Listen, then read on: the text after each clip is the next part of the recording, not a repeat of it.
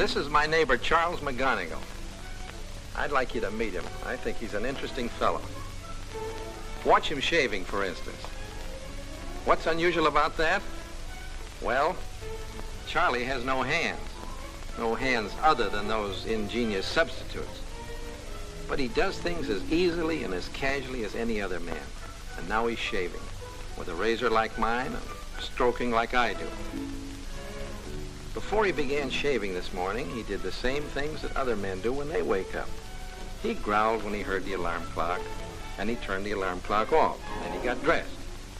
You know, if it were difficult for Charlie, the problem of his shaving could be solved as easily as walking to the corner barber shop. Quite a few men have barbers shave them, but the majority do it themselves, and Charlie has patterned his life after every man. He maintains that if you think normally, there's no reason why you shouldn't act normally. A fella can get by without the use of his hands if other people help him. But Charlie prefers to be independent. It never occurred to him before World War I to have somebody else brush and comb his hair. And after a grenade exploded and blew his hands off in France, he figured there still wasn't anyone living who would handle a McGonegal cowlick better than McGonegal. Tying a shoelace is a little trickier. I'd say that it takes Charlie about 7 seconds longer than it takes me, which gives me just that much more time to catch the bus in the morning. But I lose it back again on the way because my shoelaces always come undone, and Charlie's don't. He ties his for keeps, and they're as neat as a sailor's knot.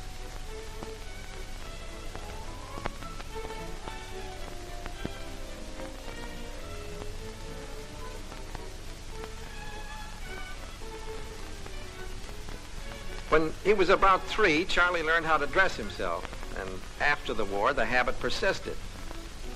He does it alone from the first sock to the final tilt of his hat. The vest, instead of buttoning up in the regular way, hooks together for convenience sake. Charlie can handle buttons, but the hooks are time savers.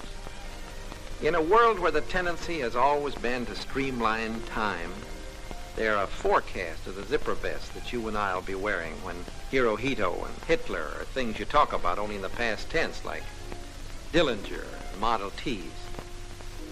There's no magic in Charlie's dexterity.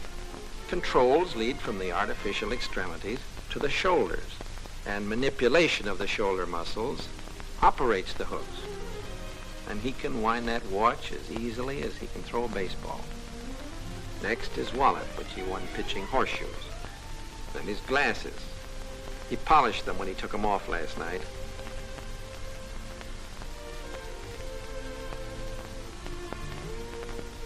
Finally, his coat. And if there were some fluff on the lapel, he'd pick it off.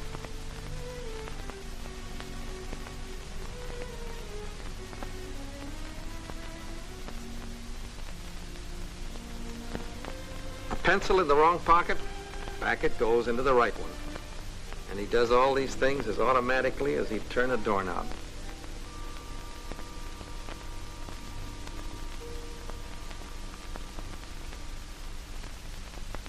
Feeding himself is another lifetime habit that my neighbor McGonegal was determined to hang on to when he came back from France. In the hospital, and for a time afterwards, he felt uncomfortable being fed by someone else. And the first thing he set out to master was the knack of eating. Now watch him at breakfast and see how well he succeeds. You know, it's McGonegal's boast that there isn't an inch of McGonegal waistline that he didn't put there himself.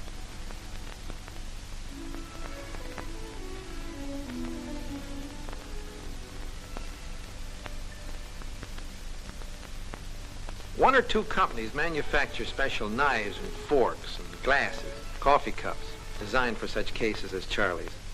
But he doesn't even know where to buy them, and he never bothered to find out. He manages very well with the same utensils that he'd find in a restaurant. For a while, during what Charlie called his amateur days, it seemed as if it took him all day to eat. That wasn't for long, though. You should see him wolf a meal at my place, especially when it's porterhouse steak, medium rare.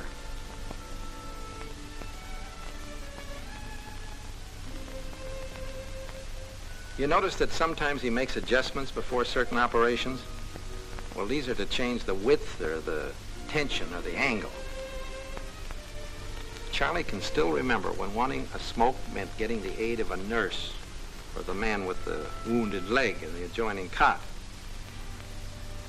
Lying in the hospital, thinking and wondering, planning for the future, a fella somehow needed a cigarette more than he used to. So smoking was the next thing he got after. And nowadays, the only difficulty he has with cigarettes is staying away from them.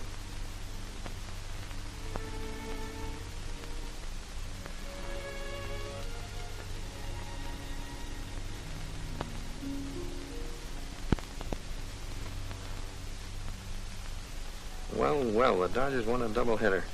How about that? Now, let's see. 6 players and the manager were yanked from yesterday's game at Ebbets Field. Off to work. And here's another neighbor of mine, Walter Antonowitz. Morning, Walter.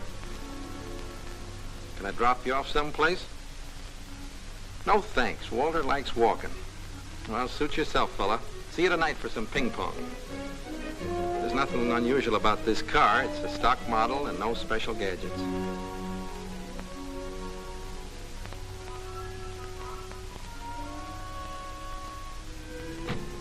Ignition. Starter. Into gear. And away.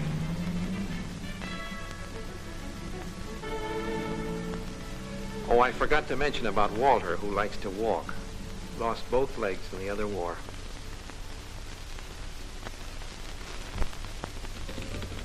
Charlie has a good job. Better job than most men. By the way, he never learned to type until he came out of the hospital. Needless to say, he used a standard machine with a standard keyboard.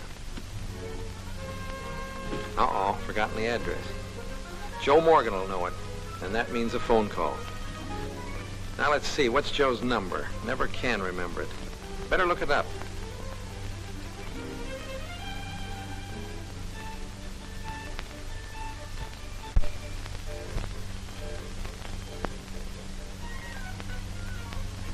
S-P-O-M.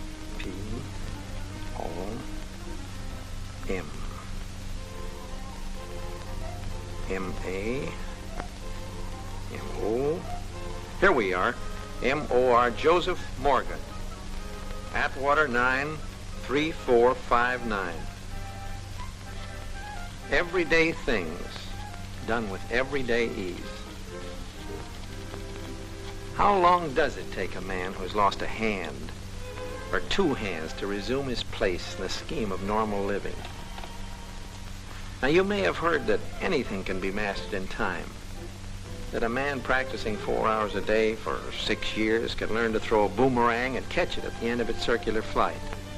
That after 4 hours practice a day for, let's say, 5 years, a man can hurl a knife 50 yards and pierce a deuce of hearts pinned to a tree every time, and so on.